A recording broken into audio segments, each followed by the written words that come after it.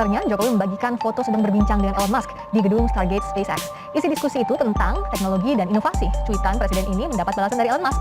Elon menulis sebuah kehormatan bisa bertemu dengan Jokowi di SpaceX dan berdiskusi tentang proyek masa depan.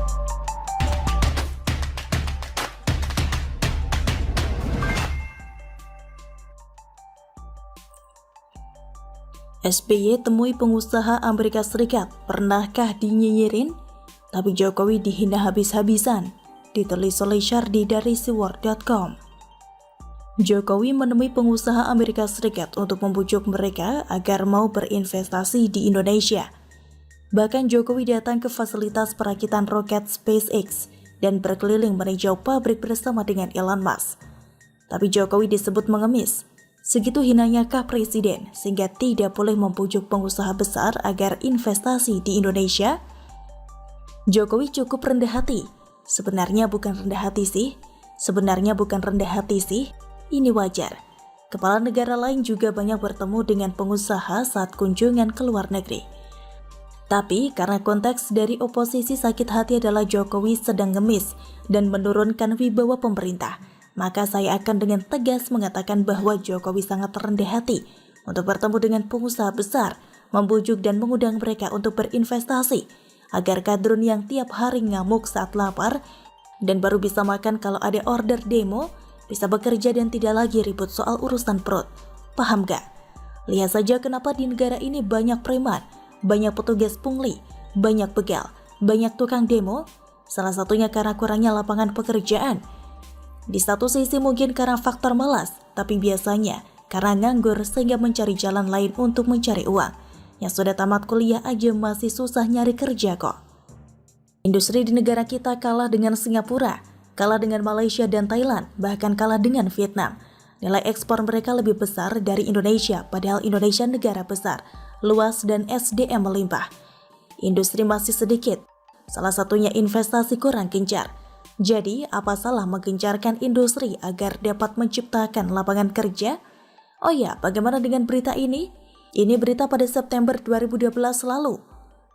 SBY dikatakan akan bertemu 12 pengusaha untuk membicarakan langkah-langkah peningkatan investasi di Indonesia, dikemas dalam bentuk eksekutif Roundtable Breakfast. Ada 12 pimpinan perusahaan besar akan bertemu presiden untuk membahas masalah investasi, diantaranya dari Coca-Cola, Procter & Gamble, McDonald, dan lain-lain. Mereka diharapkan dapat berinvestasi dan berkontribusi dalam proyek-proyek Master Plan Percepatan dan Perluasan Pembangunan Ekonomi Indonesia atau MP3EI yang tersebar di 6 koridor ekonomi pada masa itu. Selanjutnya, berita Mei 2013, dikatakan SBY melakukan pertemuan langsung dengan para pengusaha terkemuka Swedia di Hotel Grand Stockholm sebelum bertolak menuju New York, Amerika Serikat. Sejumlah pengusaha yang akan bertemu Presiden Yudhoyono adalah CEO Sweden Business Group, CEO IKEA, dan pemimpin perusahaan investor AB. Adakah di masa itu SBY dibilang ngemis seperti pengemis? Adakah SBY dituding merendahkan martabat pemerintah dan menurunkan wibawa negara? Tidak ada. Saya yakin tidak ada. Tapi saat ini, oposisi dan barisan sakit hati sangat sampah kualitasnya.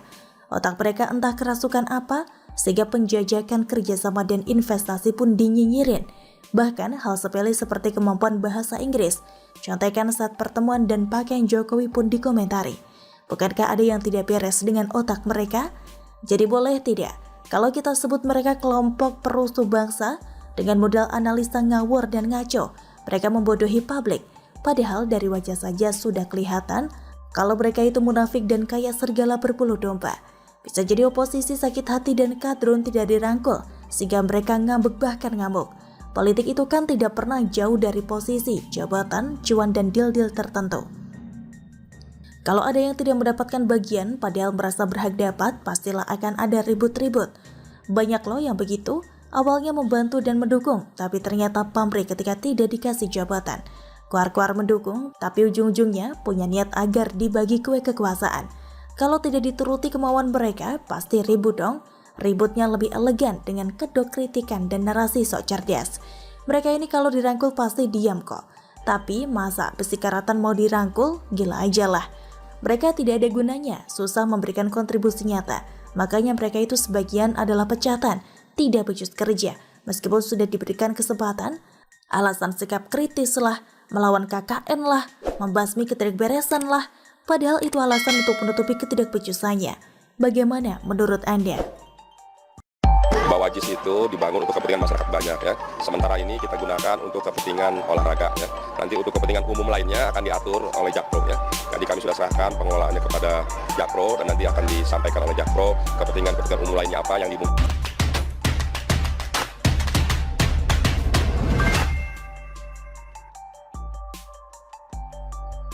Karena JIS, Pemprov DKI dan Panitia Reuni 212 membara, ditulis Adin dari siwar.com. Perselisihan yang menyebabkan suasana panas sering terjadi karena perbedaan pendapat atau juga karena tempat. Bisa perebutan tempat atau pemakaian tempat tertentu. Nah, sekarang ini hubungan pemerintah Pemprov DKI Jakarta dengan Panitia Reuni 212 sedang memanas. Padahal biasanya Reuni 212 dilaksanakan pada bulan Desember. Jadi masih lama, tetap suasana membara sudah terjadi sejak sekarang. Warga DKI Jakarta patut berbahagia dan berbangga karena mempunyai stadion baru dengan kualitas memadai dan sangat megah. Konon, stadion yang diberi nama Jakarta International Stadium atau JIS ini menjadi pesaing berat dari ikon Jakarta, Gelora Bung Karno atau GBK. JIS mempunyai kelebihan yang membuat kagum banyak orang, bahkan dinilai lebih baik dari GBK. JIS akan dilengkapi dengan sound system canggih mendukung untuk menggelar konser-konser besar. Sound systemnya menggunakan Echo.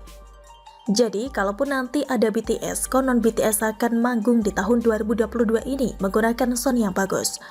Atap stadion buka tutup atau retractable roof.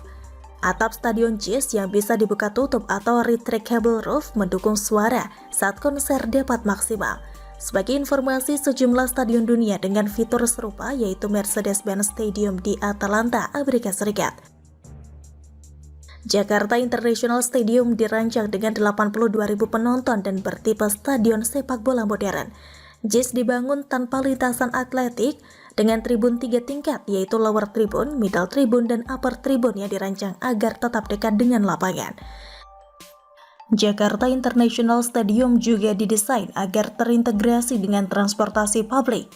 Dengan demikian, army dan penonton konser lain bisa menggunakan fasilitas transportasi publik untuk pergi ke konser.